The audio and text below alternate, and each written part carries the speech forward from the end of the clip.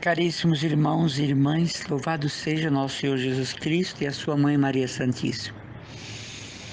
Eu participei hoje de uma conferência online em que uma monja beneditina falava sobre a vida que elas levam no mosteiro de silêncio, oração e trabalho. Ora et labora. É a regra de São Bento, não é? É a norma de São Bento para a família beneditina. E a pessoa que estava entrevistando, era uma live, né? A pessoa que estava entrevistando a irmã pedia a ela um conceito de oração. E ela pensou um pouco e disse: oração é atitude. Não existe oração sem ação. Então ela contou que um homem chegou no mosteiro delas, em São Paulo, e contou um problema, e elas prometeram rezar pelo problema. E o homem teria dito à irmã: não é hora de rezar, é hora de agir. Eu vim buscar um conselho.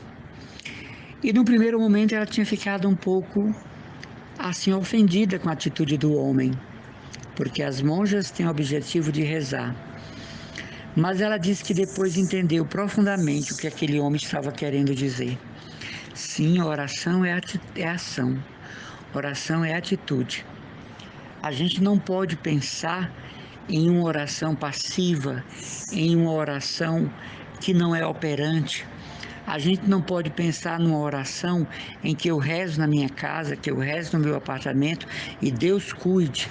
É preciso fazer algo sobre aquilo pelo qual nós estamos rezando. É preciso agir diante da situação que nós estamos levando para Deus. É preciso tomar uma atitude frente a uma realidade que, acompanhada da oração, precisa ser resolvida. E aí eu me lembrei muito de São José, o santo do silêncio, né? São José não fala no Novo Testamento. Nossa Senhora ainda fala, né? Quando o anjo conversa com ela: eis aqui a serva do Senhor. Ela fala no Magnífica, ela fala nas bodas de Caná, pedindo ao filho o milagre de transformar água em vinho, mas São José não fala. São José é o santo do eloquente silêncio, porque o silêncio é muito eloquente, o silêncio fala. São José é verdadeiramente um santo de um silêncio operoso, de um silêncio que faz a coisa acontecer. Então, o silêncio de São José faz ele cuidar da Sagrada Família, Maria e Jesus, faz ele trabalhar na carpintaria, faz ele fugir para o Egito. O silêncio de São José está quando ele vai para Belém de Judá no recenseamento. É um santo de um silêncio que fala, de um silêncio que interroga, de um silêncio que questiona e de um silêncio, como eu disse, operoso. Tem pessoas que fazem o bem aos outros, mas nunca aparecem, que são capazes de grandes caridades, mas nunca aparecem, como por exemplo em Roma, o Santo Padre, o Papa Francisco, dizendo não a todo aquele aparato de segurança. À noite é comum sair com um jaleco, uma boina e visitar os hospitais, as enfermarias.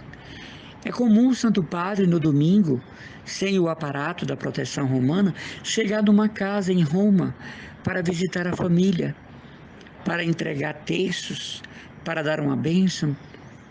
A gente vê na internet o susto que a pessoa leva quando abre a porta e está diante de si o Santo Padre, o Papa Francisco.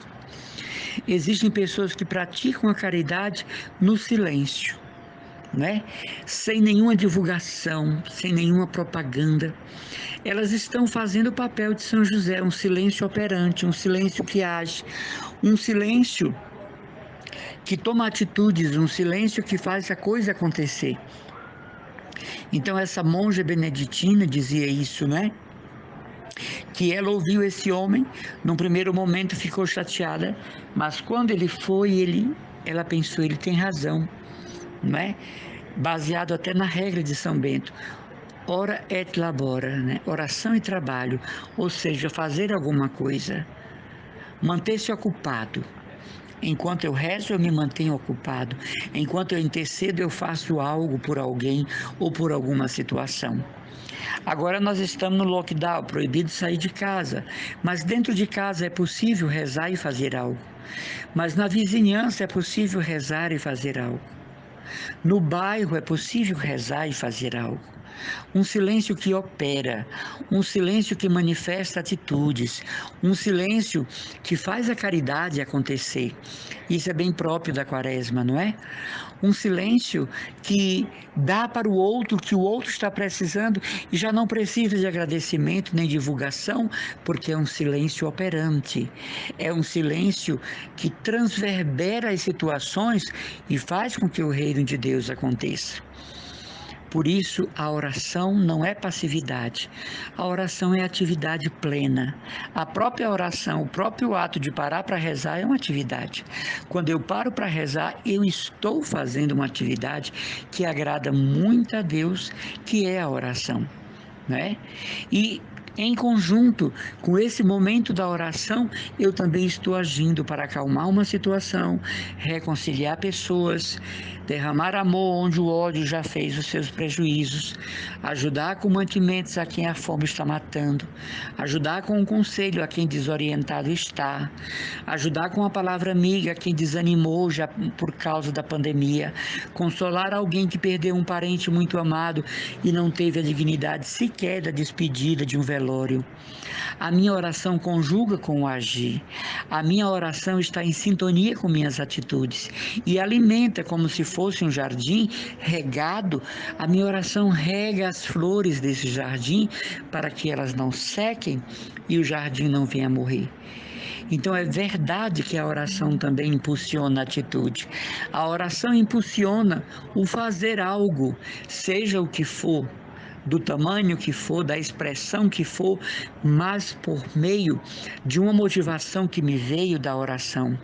E sempre imitando o silêncio operoso de São José, o silêncio operante de São José. Eu diria, o silêncio que fala de São José, o silêncio dadivoso de São José. É ali na carpintaria que ele ganha o pão de Jesus e Maria. É ali à noite que quantas vezes São José ficou com o menino Jesus nos braços para que Nossa Senhora repousasse. Eu tenho até uma estampa muito linda, Nossa Senhora dormindo e São José com o menino Jesus nos braços. Ah, mas o Evangelho não fala isso. Tem tanta coisa que o Evangelho não fala que nós podemos imaginar, não é? Se a gente ficar só com a letra do Evangelho, será algo muito estagnante, será algo muito paralisador. Como eu falei ontem, né? Você imagina Jesus caminhando pelos campos com os apóstolos, taciturno, bronqueando, brigando, dando carona. Não, eu imagino que Jesus brincava, mexia com um, mexia com o outro, criava um clima fraterno. Ele mesmo, Jesus chegava na casa de uma pessoa ao pedir água. Se tinha criança, abraçava, se tinha animais, acariciava, perguntava como estava a vida, deixava ali uma bênção. Eu penso assim. Tem gente que diz, não, mas isso aí não está na Bíblia. Isso é fanatismo religioso, né? É obsessão pelo texto sagrado que não tem esta função. Eu só faço o que a Bíblia diz. Então, a partir de hoje, você não toma mais café. A partir de hoje, você não toma mais Coca-Cola.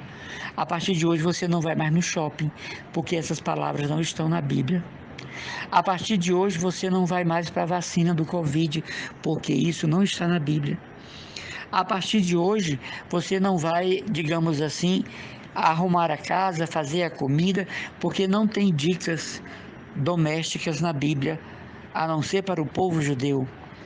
Então, eu só faço o que a Bíblia diz, eu só penso no que a Bíblia diz. Eu penso que quando Jesus se sentava em um monte, significa o quê? Como quem puxa uma conversa, como quem inicia um diálogo, e ao seu redor pessoas se calam. Pense na multiplicação dos pães. A multidão que ouvia não tinha microfone, não tinha caixa de som, não tinha paredão. Jesus falava e o povo ouvia, por quê? Porque o povo cooperava com o silêncio ouvinte, com o silêncio que queria aprender.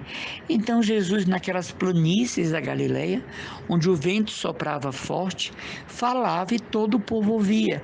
Ai, mas não diz isso no Evangelho, mas eu posso imaginar. Santa Teresa d'Ávila, a fundadora das Carmelitas Descalças e dos Carmelitas Descalços com São José, com São João da Cruz, perdão, ela diz que a imaginação é uma grande auxiliar no momento em que estamos rezando, se bem que ela chama a imaginação a louca da casa, para dizer que se não houver uma catequese da imaginação, ela não coopera com a oração. Então, Santa Teresa de Ávila, Santa Teresa de Jesus, ela diz que a imaginação tem um papel preponderante na nossa vida interior, na nossa vida de oração.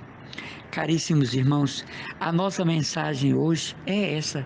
A oração me impulsa para agir. A oração me impulsiona para tomar atitudes. A oração me abre caminhos para a ação. Não adianta ficar rezando pela conversão de alguém e não ter atitudes que ajudem a conversão dessas pessoas. Não adianta estar rezando por uma família se eu não faço nada por essa família. Não adianta estar em intercessão por uma causa se eu nada faço por essa causa. Que Deus nos abençoe, que Deus nos ilumine, que Deus fortaleça a nossa caminhada. Já estamos indo para a terceira semana da Quaresma e logo estaremos nos dias da Semana Santa, já agora vivendo o mistério da dor do Senhor, já agora nos inebriando do seu preciosíssimo sangue, agora tomando para nós a sua coroa de espinhos, agora assumindo para nós a culpa dos seus açoites, agora consolando Jesus, carregando aquela pesada cruz, o lenho da cruz. Um abraço do irmão Emanuel Maria, consagrado da comunidade Cristo Dominus, da paróquia de Santa Luzia e do santuário de São Francisco de Assis, em Jacarecanga.